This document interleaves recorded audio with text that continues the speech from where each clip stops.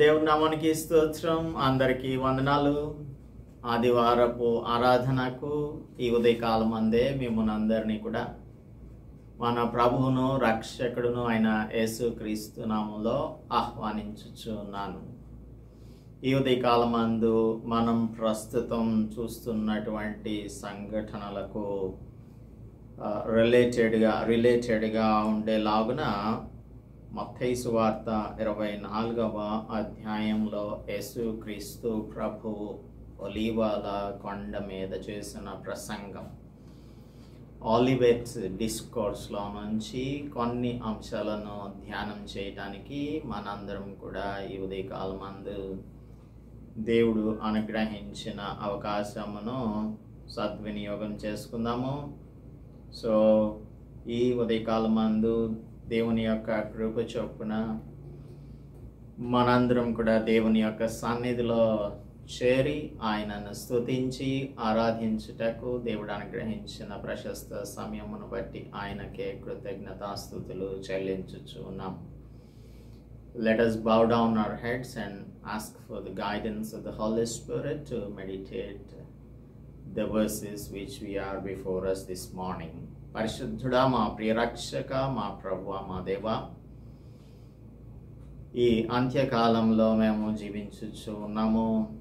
మీరు చెప్పిన అనేకమైన సైన్స్ మేము చూస్తూ ఉన్నాం ప్రభువా. ప్రపంచంలో జరుగుతున్నటువంటి సంఘటనలను మేము చూసినప్పుడు మాలో కలవరం కలుగుతూ ఉన్నది ప్రభువా.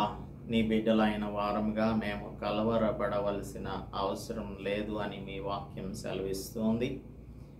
వాక్యమును సరి అయిన రీతిలో అర్థం చేసుకొనుట ద్వారా క్రీస్తు ప్రభు యొక్క రాకడ సమయం ఏ విధంగా ఉంటుంది, ఎండ్ టైమ్స్ని గూర్చిన విషయాలను మీ గ్రంథంలో పొందుపరిచి ఉంచిన వాటిని సరి అయిన అవగాహనతో అర్థం చేసుకొనున్నట్లుగా మా ప్రియులకు మాకు సహాయం దయచేయమని క్రీస్తు యేసు పరిశుద్ధ నామంలో ప్రార్థిస్తున్నాం తండ్రి, ఆమేన్. దేవుని నామానికి స్తోత్రం. అందరికీ కూడా వందనాలు.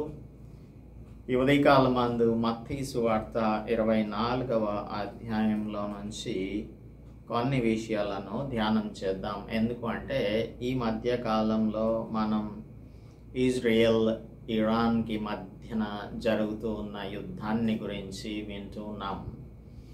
యుద్ధంలను గురించి, యుద్ధ సమాచారంలను గురించి మీరు వింటారు అని యేసు ప్రభువు ఆలివేట్స్ డిస్కోర్స్లో ముందుగానే సెలవిచ్చారు, ముందుగానే తెలియజేశారు.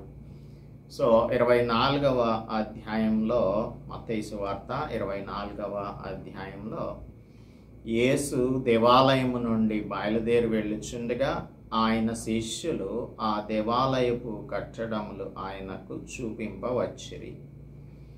అందుకు ఆయన, మీరు ఇవన్నీ చూచుచున్నారు కదా, రాతి మీద రాయి ఒకటి అయినను ఇక్కడ నిలిచి ఉండకుండా పడద్రోయబడునని మీతో నిశ్చయంగా చెప్పుచున్నానని వారితో అన్నారు.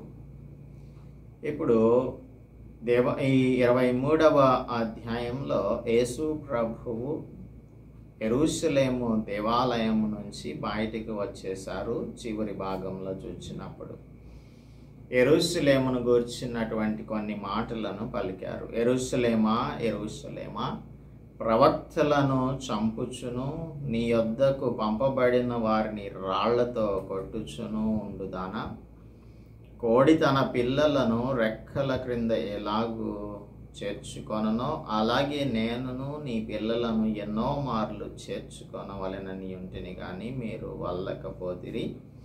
ఇదిగో మీ ఇల్లు మీకు విడవబడి ఉన్నది. ఇది మొదలుకొని ప్రభువు పేరట వచ్చువాడు స్తుతింపబడునుగాక అని మీరు చెప్పు వరకు నన్ను చూడరని మీతో చెప్పుచున్నాను అని అక్కడ నుంచి వచ్చేసారు.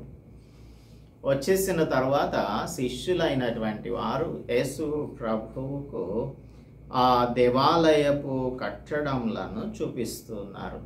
Maybe they wanted to change the mood of Christ Jesus. యేసు ప్రభు యొక్క మూడ్ని మార్చాలని అనుకుంటూ ఉన్నారేమో బహుశా. అందుకే వారు ఈ దేవాలయపు కట్టడాన్ని చూపిస్తూ ఉన్నారు. ఈ దేవాలయం అనేది ఒక గ్రాండ్ కన్స్ట్రక్షన్గా మనం చూస్తాము. ఇది మనకు సొలొమోన్ టెంపుల్ డిస్ట్రక్షన్ అయిపోయిన తర్వాత ఎజ్రా గ్రంథంలో మనం చదువుకుంటాము. జెరుబాబెలు, ఎజ్రా అనేటువంటి వారు దీనిని మరలా కట్టించినట్లుగా ఎజ్రా 6:15లో చదువుకుంటాం. దానిని పునర్నిర్మించారు. తర్వాత హెరోద్ ద గ్రేట్ దానిని అభివృద్ధి చేశారు. ఎంతలా అభివృద్ధి చేశాడు అంటే BC 19వ సంవత్సరం నుంచి AD 63వ సంవత్సరం వరకు సుమారుగా 80 సంవత్సరాల పాటు ఈ దేవాలయం యొక్క ఎక్స్టెన్షన్ వర్క్ని హెరోద్ కంటిన్యూ చేశాడు. ఇందులో గోల్డ్ ప్లేట్స్ని పెట్టారు. ప్యూర్ వైట్ మార్బుల్ని వారు ఉపయోగించి కన్స్ట్రక్ట్ చేశారు. 50 అడుగుల పొడవు, 24 అడుగుల వెడల్పు, అలాగే 16 అడుగుల థిక్నెస్తో ఉండేటువంటి ఆ పెద్ద పెద్ద రాళ్లను ఉపయోగించారు. It looked like a snow temple which has been kept the gold plates. అందులోకి పొదగబడినటువంటి బంగారపు రేకులను అందులో పెట్టి చేశారు. సో ఇంత గ్రాండ్గా కట్టబడినటువంటి కట్టబడినటువంటి ఈ టెంపుల్ని గురించి మత్తయి సువార్తలోనే 23వ అధ్యాయంలో చూస్తే 16వ వచనంలో ఎటువంటి కస్టమరీ ప్రాక్టీస్ ఉంది అని అంటే, దేవాలయము తోడు అని ఒట్టు పెట్టుకునేటువంటి వారిగాను, దేవాలయంలోని బంగారం తోడు అని ఒట్టు పెట్టుకునేటువంటి వారిగాను యూదులు అయిపోయారు. సో దేవాలయము అని అనగానే అది ఒక గ్రాండ్ కన్స్ట్రక్షన్ కాబట్టి దానిని చూసినప్పుడు గొప్పగా ఫీల్ అయ్యేటువంటి యూదులు ఉంటూ ఉన్నారు. అపొస్తలుల కార్యముల గ్రంథం 6వ అధ్యాయం 13వ వచనంలో చదివితే, ఎవరైనా సరే ఈ దేవాలయము నాకు వ్యతిరేకంగా మాట్లాడితే, అక్కడ స్టెఫన్ దేవాలయము నాకు వ్యతిరేకంగా మాట్లాడుతున్నాడు అని అతని మీద నేరారోపణ చేసి ఆయనను రాళ్లతో కొట్టి చంపినట్టుగా చదువుకుంటాం. సో దీనిని దైవదూషణ అని, బ్లాస్ఫెమీ అని కన్సిడర్ చేసేటువంటి వారు. కనుక అంతలాగా ఈ దేవాలయం యొక్క ఆరాధన జరుగుతూ ఉంది. It was covered with golden plates and it was made of snow white marbles. ఇంత గొప్పగా కట్టబడినటువంటి ఆ యొక్క దేవాలయమును చూపిస్తూ ఉన్నారు యేసు ప్రభువు నాకు. అయితే దేవుడు యేసు ప్రభువు వారికి అసలు సంగతిని తెలియజేస్తూ ఉన్నాడు. రాతి మీద రాయి ఒకటైనను ఎక్కడ నిలిచి ఉండకుండా పడద్రోయబడునని మీతో నిశ్చయముగా చెప్పుచున్నాను. ఇప్పుడు సాధారణంగా ఒక పెద్ద కన్స్ట్రక్షన్ ఉంది, గొప్ప కట్టడం ఉంది. చాలాసార్లు క్రైస్తవులు అనేటువంటి వారు వెళ్ళేటువంటి దేవాలయము ఎంత గొప్పగా కట్టబడిందో దానిని గురించి గొప్పలు చెప్పుకుంటూ ఉంటారు. ఫర్ ఎగ్జాంపుల్, చాలామంది మెదక్లో ఉన్న ఒక చర్చ్ని గురించి మాట్లాడుకుంటూ ఉంటారు. చాలా పెద్ద చర్చ్ అని, ఏషియాలోనే చాలా పెద్ద చర్చ్ అని. ఇంకా కొందరు ఏషియాలోనే పెద్ద చర్చ్ని, అతిపెద్ద చర్చ్ని కొద్ది దినాలలోనే మేము నిర్మించేశాము అని చెప్పుకుంటూ ఉంటారు. దేవాలయములో దేవుడు ఉండాలి కానీ దొంగల గుహగా మాత్రం మారకూడదు. యేసు ప్రభువు ట్రయంఫల్ ఎంట్రీలో ఆయన ఈ దేవాలయంలోనికి వచ్చినప్పుడు దానిని వారు దొంగల గుహగా చేశారు, మర్కంటైజ్ చేస్తూ ఉన్నారు, వ్యాపారపు ఇల్లుగా చేశారు దేవుని యొక్క ప్రార్థన మందిరాన్ని. కాబట్టి అటువంటి దేవాలయము దేవునికి అవసరం లేదు. దేవునికి కావాల్సింది ఏమిటి అంటే ఎక్కడైతే దేవుణ్ణి సరైన రీతిలో ఆత్మతో సత్యంతో ఆరాధిస్తారో అటువంటి సంఘం కావాలి, అటువంటి దేవాలయము కావాలి. కానీ పేరుకి మాత్రం గొప్పగా చెప్పుకునేటువంటి సంఘం కానీ దేవాలయం కానీ దేవునికి అవసరం లేదు. అందుకే యేసు ప్రభువు మరణించి తిరిగి ఆరోహణమై పరలోక రాజ్యంకు వెళ్ళిపోయిన తర్వాత సుమారుగా 40 సంవత్సరాల తర్వాత ఒక రెవల్యూషన్ వచ్చింది, జూయిష్ రెవల్యూషన్ వచ్చింది. వీరందరూ కూడా యూదులందరూ రోమన్స్కి వ్యతిరేకంగా ఒక విప్లవాన్ని లేవనెత్తారు.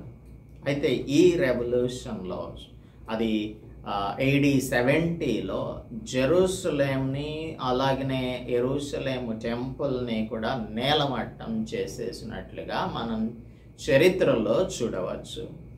ఒక డ్రంకన్ సోల్జర్ ఏం చేశాడు అంటే ఈ డిస్ట్రక్షన్ ఆఫ్ ద టెంపుల్ టైంలో అతను దానికి నిప్పంటించినప్పుడు అందులో ఉన్నటువంటి ఈ గోల్డ్ని రిట్రీవ్ చేయడానికి రోమన్ కమాండర్ ఏం చేశాడు అంటే స్టోన్ బై స్టోన్ డిస్మాంటిల్ చేసి ఆ గోల్డ్ని రికవర్ చేయండి అని చెప్పాడు. అదే ఇప్పుడు యేసు ప్రభు ఇక్కడ 2వ వచనంలో చెప్తూ ఉన్నాడు కదా, అది నెరవేరింది. రాతి మీద రాయి ఒకటైనను ఇక్కడ నిలిచి ఉండకుండా పడద్రోయబడునని మీతో నిశ్చయంగా చెప్పుచున్నాను అని యేసు ప్రభువు శిష్యులతో చెప్పారు. ఇప్పుడు యేసు ప్రభు 23వ అధ్యాయం చివరి భాగంలో యెరూషలేము దేవాలయమును వేడిచి బయటకు వచ్చేసారు. అనగా ఇక్కడ పబ్లిక్ మినిస్ట్రీని యేసు ప్రభువు పరిసమాప్తం చేసి శిష్యులను మాత్రం ఆయన విడిచిపెట్టకుండా వారితో ప్రైవేట్గా మాట్లాడుతూ ఉన్నాడు. పరిశుద్ధ గ్రంథంలో ప్రవక్తల గ్రంథాలు, ఓల్డ్ టెస్టమెంట్లో ప్రొఫాటిక్ బుక్స్ అన్నీ కూడా ఆ ఓల్డ్ టెస్టమెంట్ చివరి భాగంలో చదువుకుంటాం. అలాగే క్రొత్త నిబంధనలో చివరి గ్రంథమైన ప్రకటన గ్రంథము అపోకలిప్టిక్ బుక్గా ఉంది.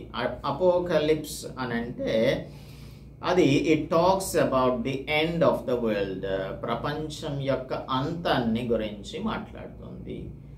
లేదు అంటే we can call it an eschatological book. Eschatology అంటే it talks about the death, judgment and destiny of mankind. మరణము తర్వాత తీర్పు, మానవుని యొక్క అంతం ఏ విధంగా ఉంటుంది అనేది ఎస్కెటాలజీ. యేసు ప్రభువు పబ్లిక్ మినిస్ట్రీ అయిపోయిన తర్వాత ప్రైవేట్గా తన యొక్క శిష్యులతో ఈ అపోకలిప్టిక్ ఇష్యూస్ని గురించి వారికి తెలియజేస్తూ ఉన్నాడు. సో 3వ వచనంలో ఆయన ఒలివ కొండ మీద కూర్చుండి ఉండినప్పుడు శిష్యులు ఆయన యొద్దకు ఏకాంతంగా వచ్చి ఇవి ఎప్పుడు జరుగును? So these 2 verses, the first 2 verses, మొదటి 2 వచనాలలో యేసు ప్రభువు చెప్పినటువంటి సంగతులు 2 ప్రశ్నలకు దారితీశాయి. కాబట్టి the prediction made the disciples ask 2 questions. 2 ప్రశ్నలు అడుగుతున్నారు. ఒకటి, ఇవి ఎప్పుడు జరుగును? రెండవది, నీ రాకడకును ఈ యుగ సమాప్తికి సూచనలు ఏవి? Please tell us the signs of the end of the world and your second coming. నీ రెండవ రాకడ అదే విధంగా ఈ యుగం యొక్క అంతం, ఈ యుగ సమాప్తి ఏ విధంగా జరుగుతుంది అనే దానికి సూచనలను మాకు తెలియచేయమని వారు యేసు ప్రభువుని అడిగినప్పుడు యేసు ప్రభువు వారికి ఇచ్చిన జవాబు చూడండి. యేసు వారితో ఇట్లనెను, ఎవడును మిమ్మను మోసపరచకుండా చూచుకొనడి. ఇదేంటి? 2 ప్రశ్నలు అడుగుతూ ఉన్నారు. ఒక ప్రశ్న, ఇవి ఎప్పుడు జరుగుతాయి అనగా డిస్ట్రక్షన్ ఆఫ్ ద టెంపుల్ని గురించి మీరు చెప్పారు కదా, అది ఎప్పుడు జరుగుతుంది? మీ రాకడ ఎప్పుడు మీ రాకడ యొక్క సూచనలు ఏంటి, మూడవది ఈ యుగ సమాప్తికి సూచనలు ఏంటి తెలియచేయమని చెప్తే, యేసు ప్రభువు వారికి ఎవడును మిమ్మల్ని మోసపరచకుండా చూచుకొనడి అని చెప్తున్నాడు. No straight answer is given. చాలాసార్లు అనేక మంది ప్రపంచంలో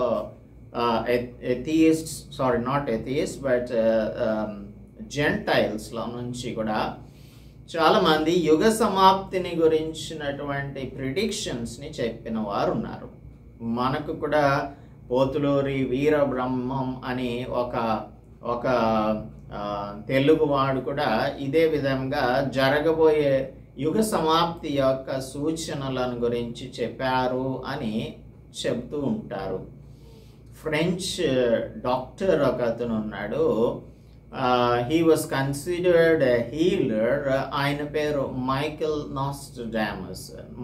నాస్ట్రడామస్ ఒక జ్యూ, అయితే క్యాథలిక్ క్రిస్టియన్గా మారాడు. ఇతను కొన్ని ప్రవచనాలను ఇంక్లూడ్ చేసి ఎండ్ ఆఫ్ ద వరల్డ్లో జరిగేటువంటి సంఘటనలను గురించి ఒక పుస్తకం రాశాడు. ఆ పుస్తకం పేరు ఏంటి అని అంటే లెస్ ప్రాఫిటీస్. 1555వ సంవత్సరంలో ఈ పుస్తకాన్ని లెస్ ప్రాఫిటీస్ అని పుస్తకాన్ని రాశాడు. మేజర్ వరల్డ్ ఈవెంట్స్ని ఆయన ప్రెడిక్ట్ చేశాడు అని చెప్తూ ఉంటారు. సాతానుడు అనేకమైనటువంటి వేషాలు వేస్తూ ఉంటాడు. వెలుగుదూత వేషం వేసుకుంటూ ఉంటాడు. He is a deceiver. వాడు ఎలాంటి వాడు అని అంటే మోసం చేసేటువంటి వాడు. ఎందుకంటే అబద్ధాలకు జనకుడిగా పిలువబడుతున్నటువంటి వాడు. అందుకని ప్రజలను ఏ విధంగా మోసపుచ్చాలో వాడికి తెలుసు. కాబట్టి ఇప్పుడు తెలుగు వాళ్ళని మోసగించాలి అంటే పోతులూరి వీరబ్రహ్మంను ఉపయోగించుకోవాలి. ఇంకా వెస్టర్నర్స్ని మోసపుచ్చాలి అని అంటే మైకెల్ నాస్ట్రడామస్ని ఉపయోగించుకోవాలి.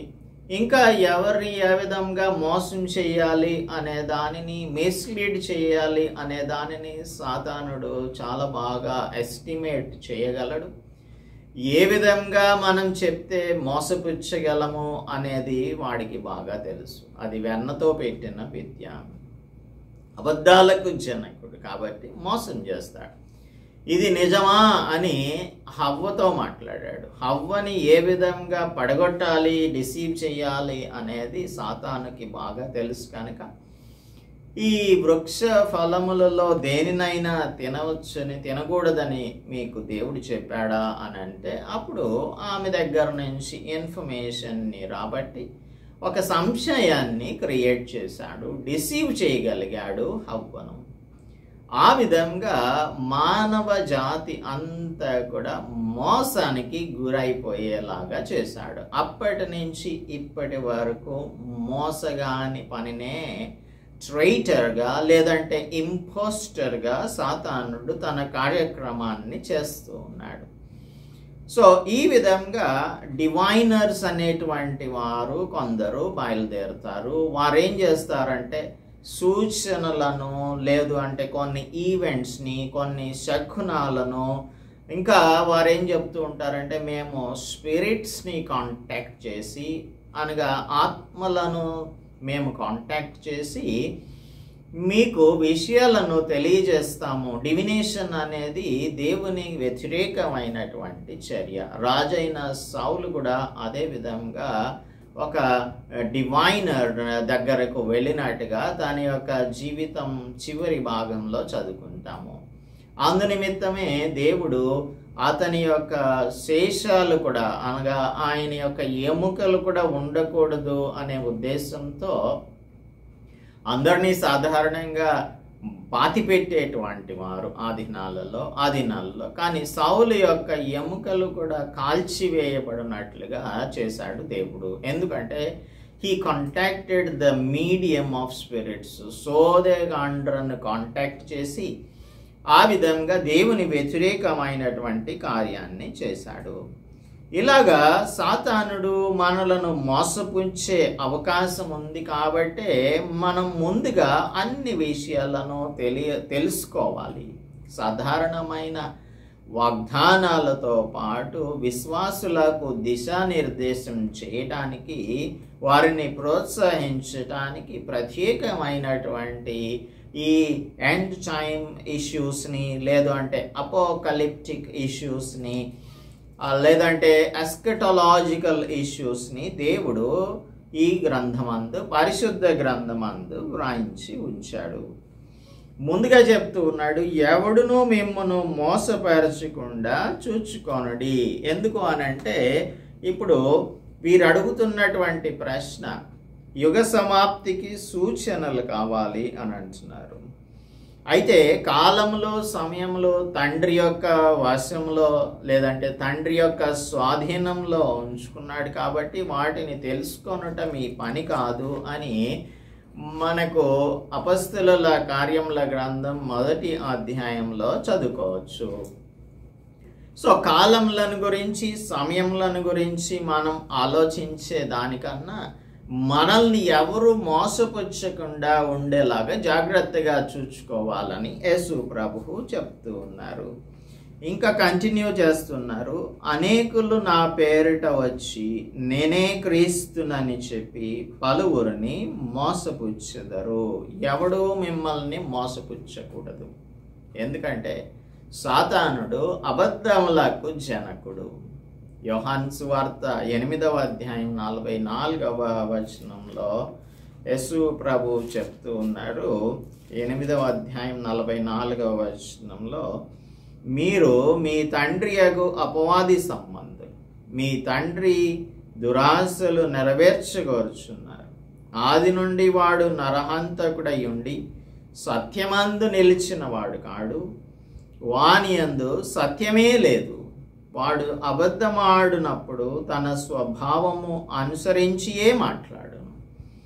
వాడు అబద్ధికుడును అబద్ధమునకు జనకుడునై ఉన్నాడు. నేను సత్యమునే చెప్పుచున్నాను కనుక మీరు నన్ను నమ్మరు.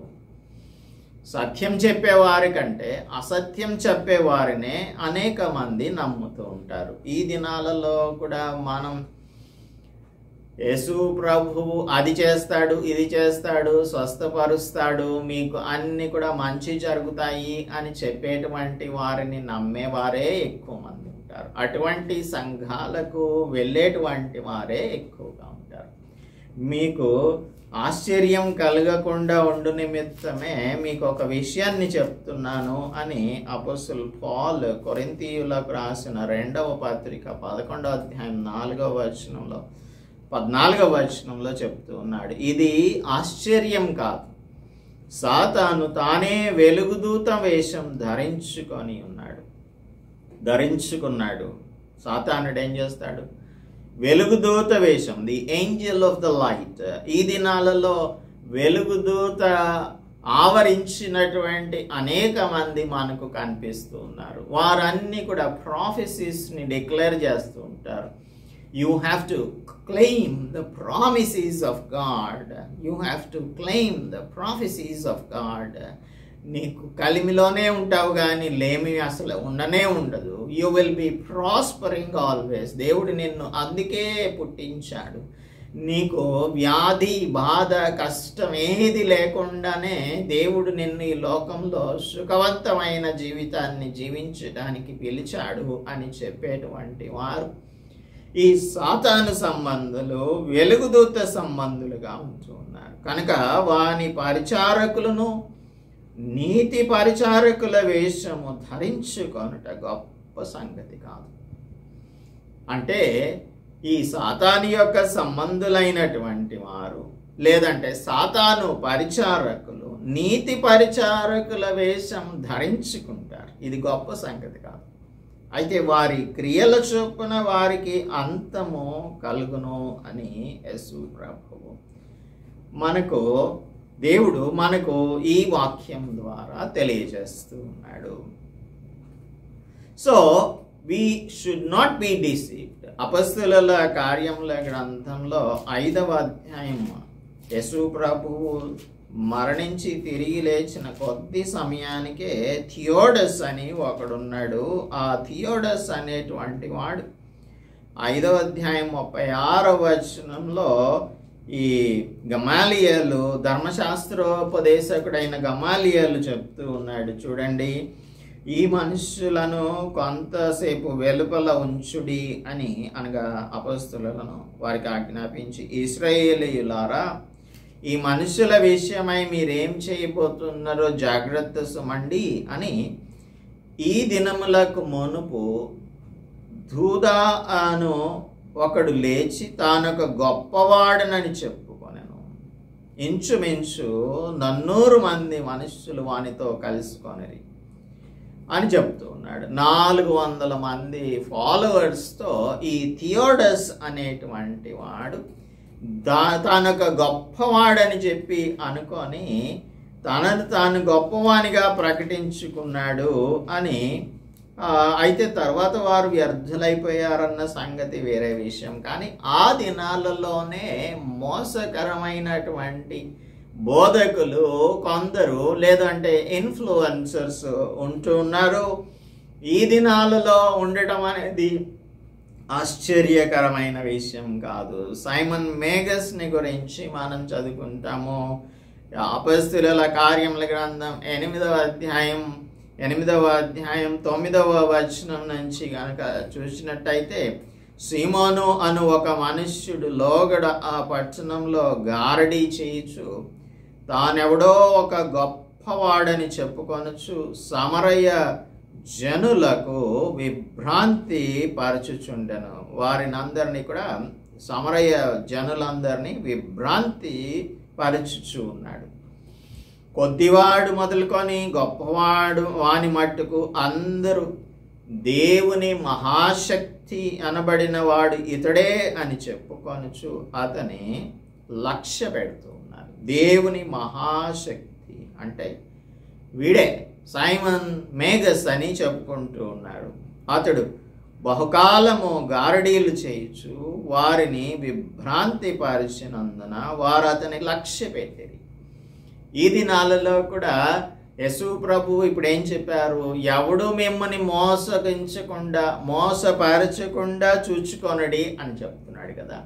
ఈ దినాలలో కూడా ఇటువంటి సైమన్ మేగస్ లాంటి వారు, మేము స్వస్థత కార్యాలను చేస్తాము, మీరు మా దగ్గరకు తీసుకొని రండి, చనిపోయిన వారు కూడా బ్రతుకుతున్నారు అని చెప్పి ఏవైతే ప్రూవ్ చేయలేనటువంటి వ్యాధులు ఉంటాయో వాటిని స్వస్థపరిచినట్లుగా, క్యాన్సర్ని, డయాబెటీస్ని, తర్వాత ఇంకా మనకు బాడీ లోపల కనిపించినటువంటి అస్వస్థతలు ఉంటాయే వాటిని యేసు నామంలో మేము గద్దిస్తున్నాము. ఎవరికైనా ఎక్కడైనా కానీ బాధ ఉన్నట్టయితే అక్కడ మీరు చేయించుకోండి, లేదు అని అంటే మేము ఇచ్చేటువంటి కొబ్బరి నూనె రాసుకోండి, కర్చీఫ్ తీసుకోండి, ఇంకా స్కార్ఫ్లు తీసుకోండి.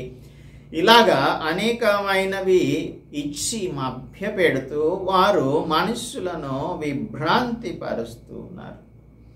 వాళ్ళు ఏమనుకుంటున్నారంటే దేవుని యొక్క మహాశక్తి అంటే ఇతడే, దేవుని యొక్క ఆలయం అంటే ఇదే అని వారు దేవుని యొక్క ఆలయంలో ఉంచున్నామన్న భ్రమలలో ఉండేలాగా చేస్తూ ఉన్నారు.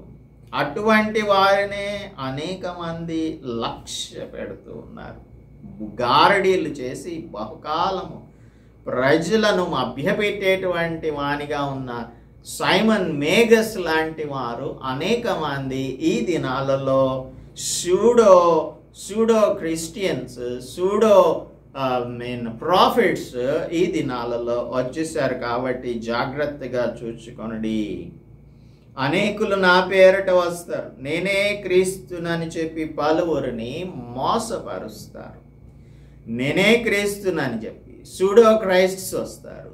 23-24 వచనంలో ఇదే అధ్యాయంలో ఇంకా వారు చేసేటువంటి పనులను గురించి చెప్తున్నాడు. కొందరు ఏం చెప్తారంటే, ఇదిగో క్రీస్తు అక్కడ ఉన్నాడు, ఇక్కడ ఉన్నాడు అని చెప్తారు. మీరు అలాగే చెప్పినప్పుడు నమ్మవద్దు.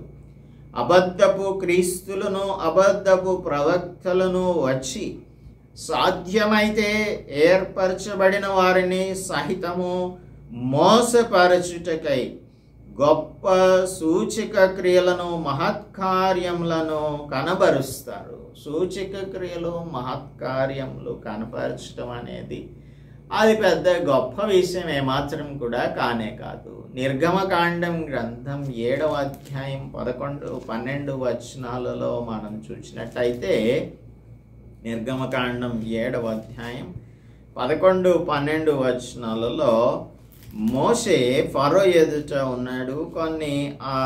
కొన్ని సూచక క్రియలను చేస్తూ ఉన్నాడు. ఫరో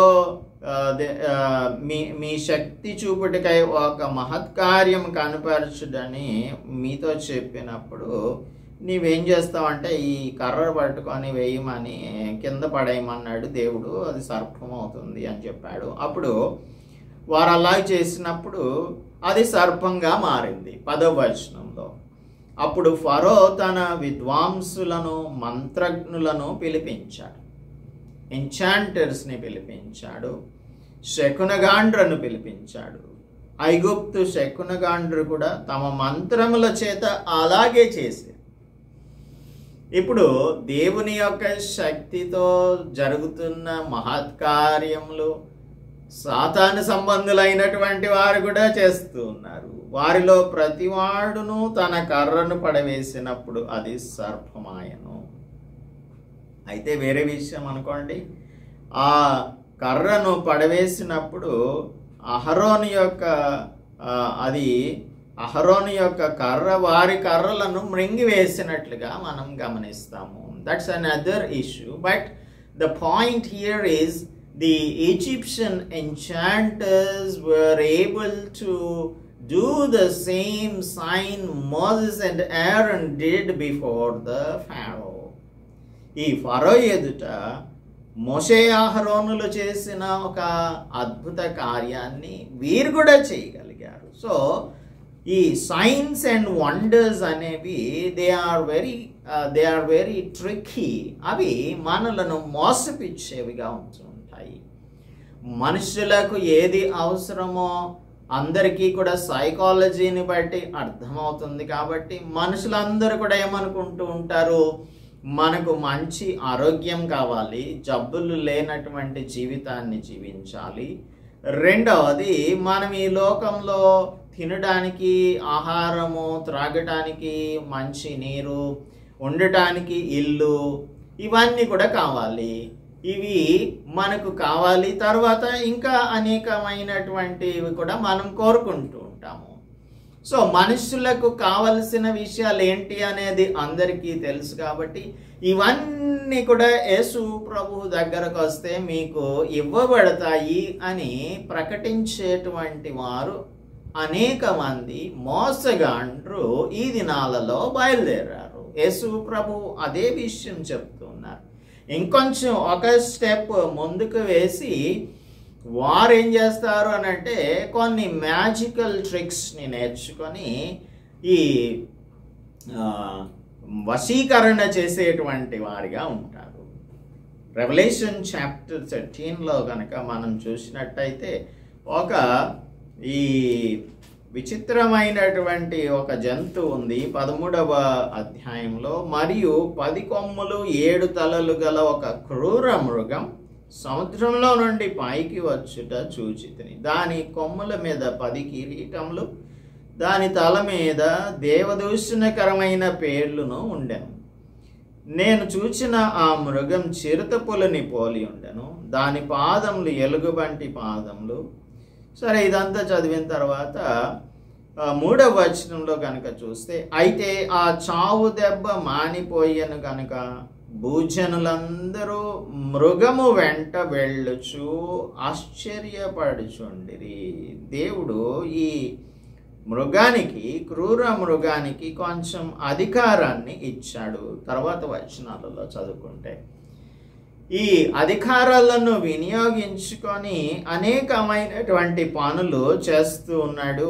ఈ క్రూర మృగం చేస్తూ ఉన్నప్పుడు జనులందరూ కూడా ఆశ్చర్యపడుతూ వాని వెంట వెళ్ళేటువంటి వారిగా, మృగం వెంట వెళ్ళేవారిగా ఉన్నారు. ఇప్పుడు మనం దేవుడు మనలను స్వస్థపరుస్తాడు, అద్భుత కార్యాలు మహత్కార్యాలు చేస్తాడు అని నమ్మడంలో తప్పులేదు. కానీ వాటిని చేసేటువంటి వారి గురించి జాగ్రత్త పడేవారిగా ఉండాలి మనం.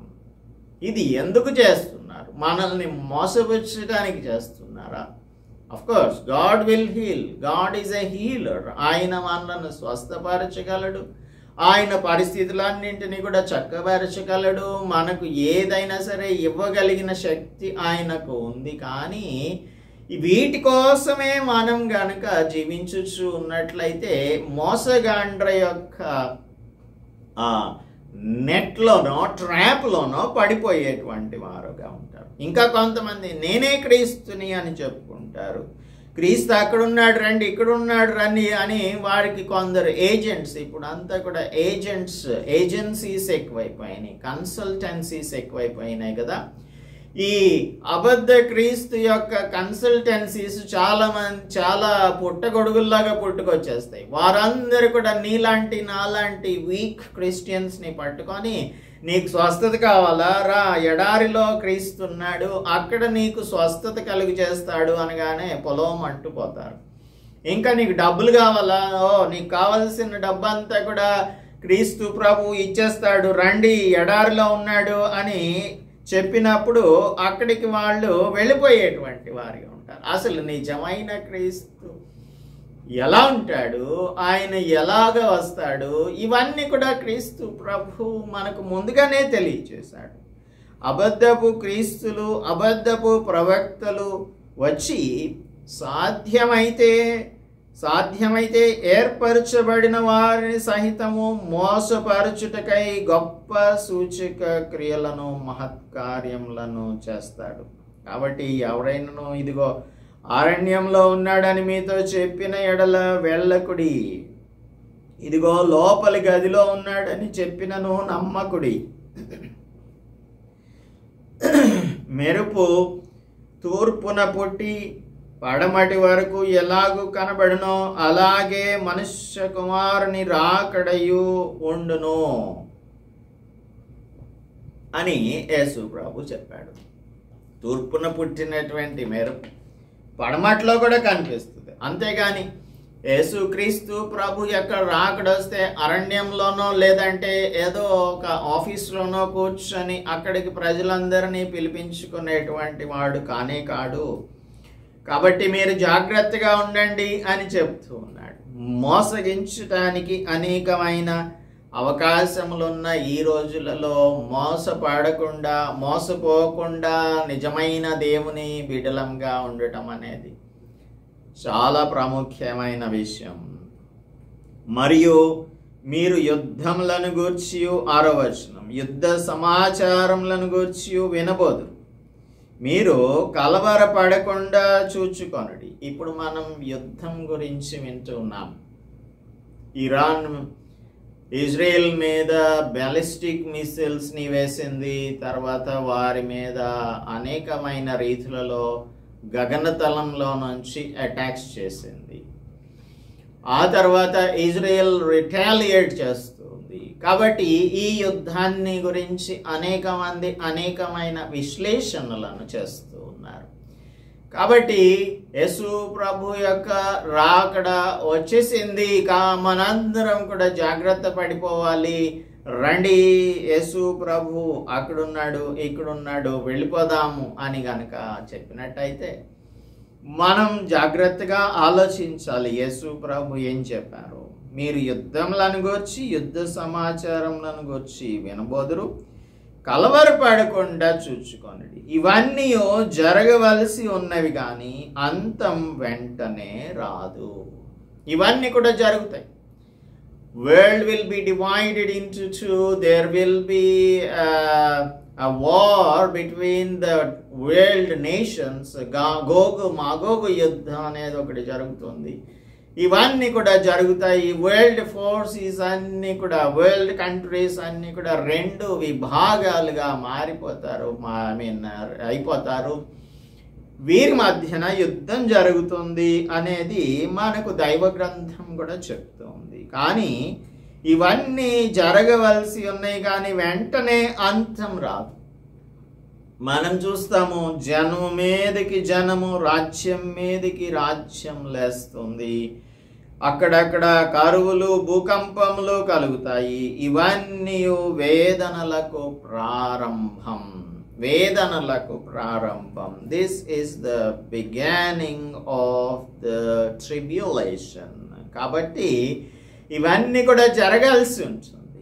ఇవన్నీ వేదనలకు లేదంటే బిగినింగ్ ఆఫ్ సారోస్. ఇప్పటి వరకు కూడా మనందరం కూడా ఏమనుకుంటున్నామంటే క్రైస్తవ్యం అంటే దేవుడిచ్చే ప్రామిసెస్ అన్నింటినీ తీసుకొని ఈ లోకంలో సౌకర్యవంతమైన జీవితాన్ని జీవించడం, ప్రాస్పెరిటీ, మనం వర్ధిల్లే వారిగా ఉంటాం, ఆశీర్వదించబడే వారిగా ఉంటాం.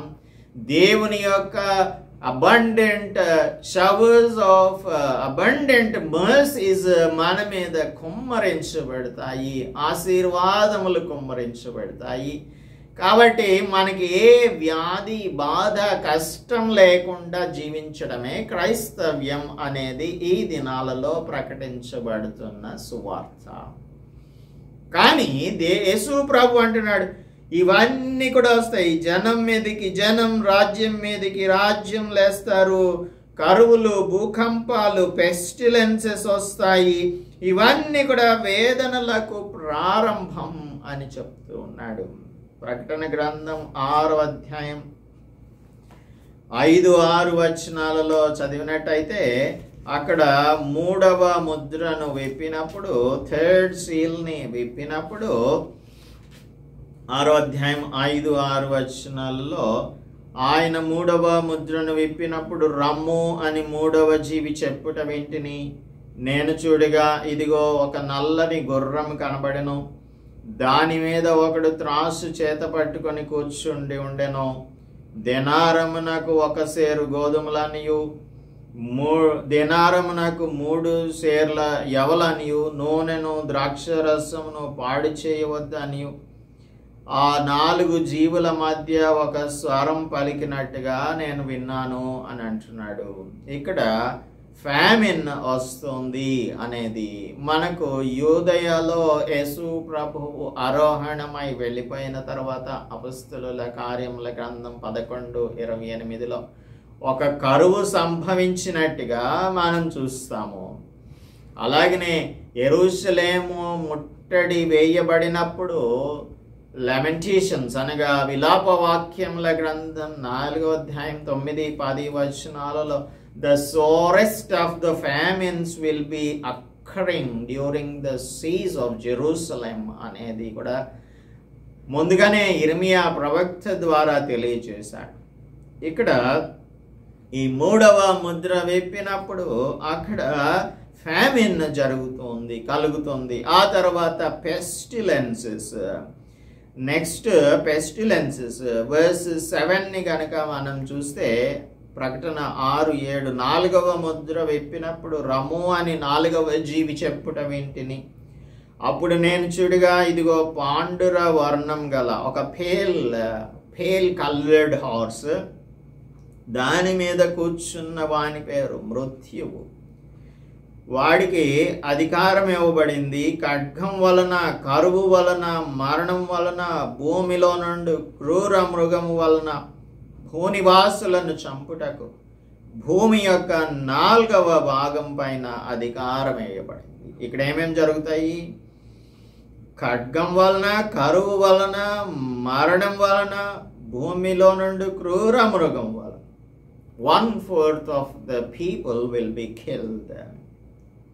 ఆ తర్వాత ఈ భూకంపాలను గురించి కూడా రాయబడి ఉంది. అక్కడక్కడ కరువులు, భూకంపములు కలుగుతాయి. ఇవన్నీ వేదనలకు ప్రారంభం. జకర్యా గ్రంథంలో 14వ అధ్యాయం 5వ వచనంలో రాజైన ఉజియా కాలంలో జరిగినటువంటి ఒక గొప్ప భూకంపమును గురించి చదువుకుంటాము.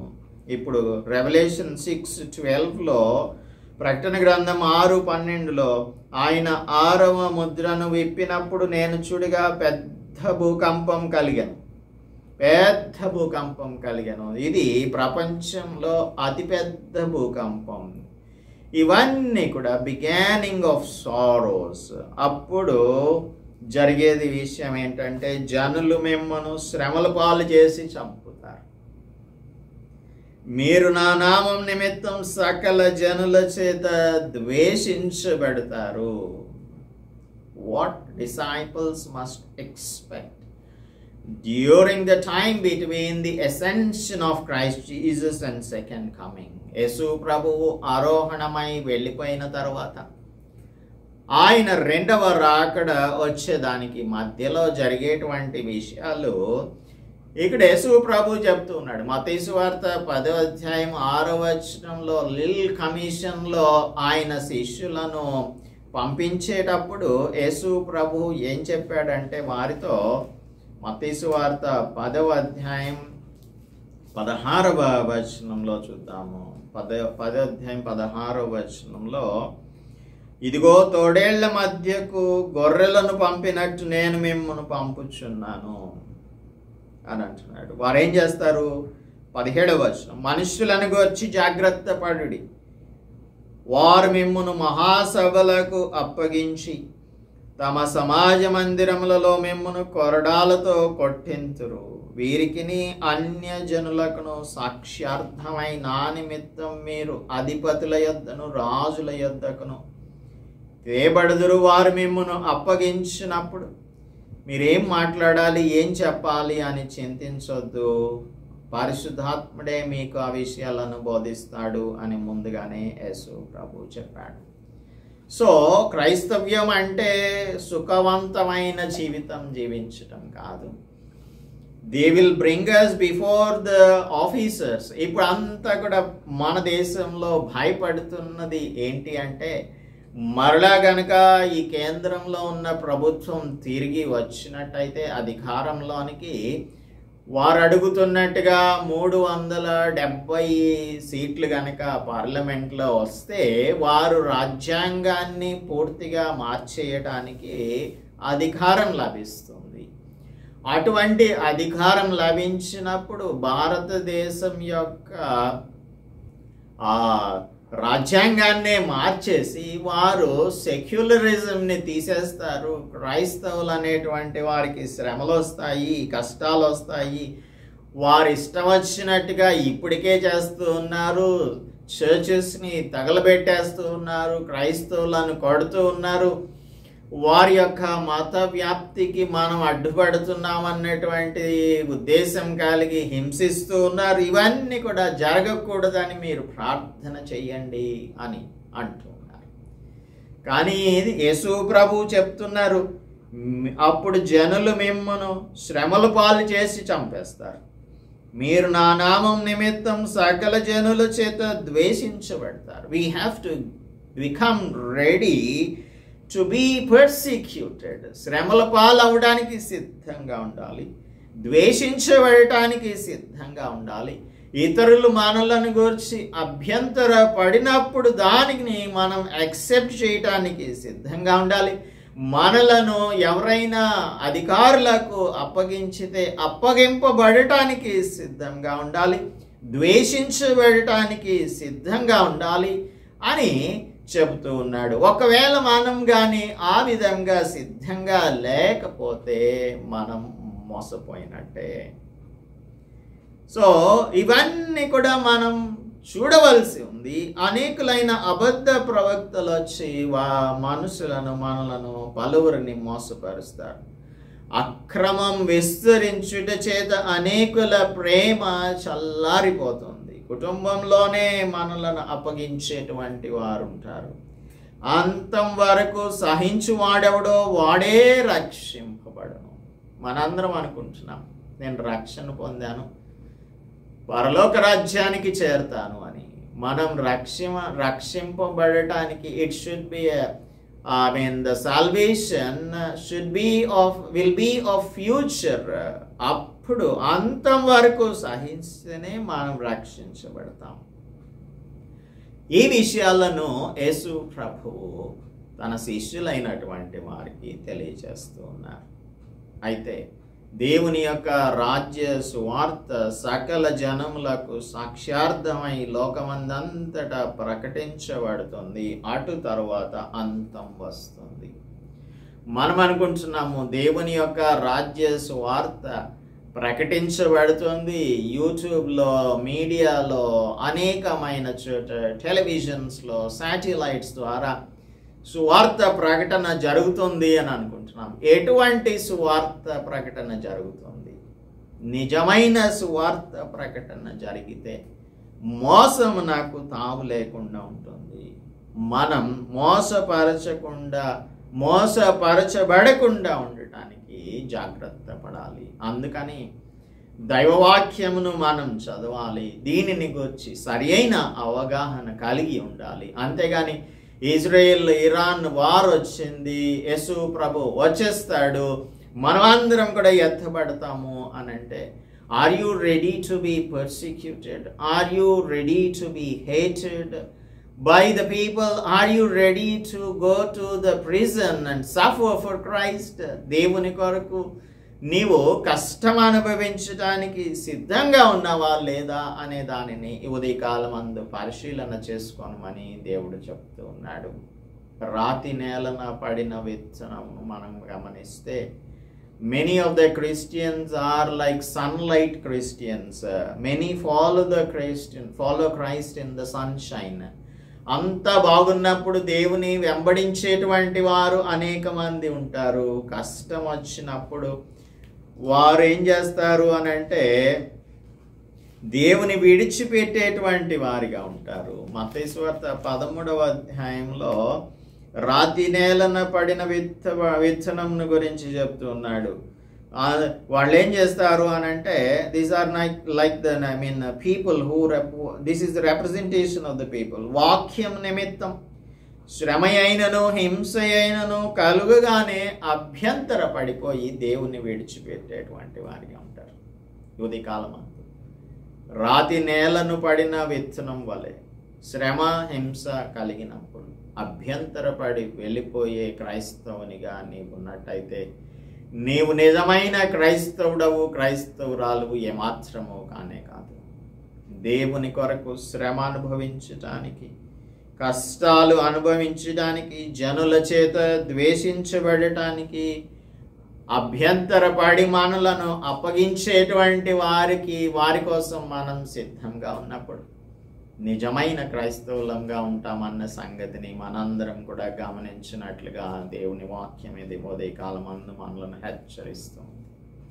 Let us pray. పరిశుద్ధుడా, మా ప్రియ రక్షక, మా ప్రభువా, యుగ సమాప్తికి సూచనలేంటి, నీ రాకడకు సూచనలేంటి అని నీ శిష్యులైన వారు అడిగినప్పుడు వారికి స్ట్రైట్ ఫార్వర్డ్ ఆన్సర్ని మీరు ఇవ్వలేదు.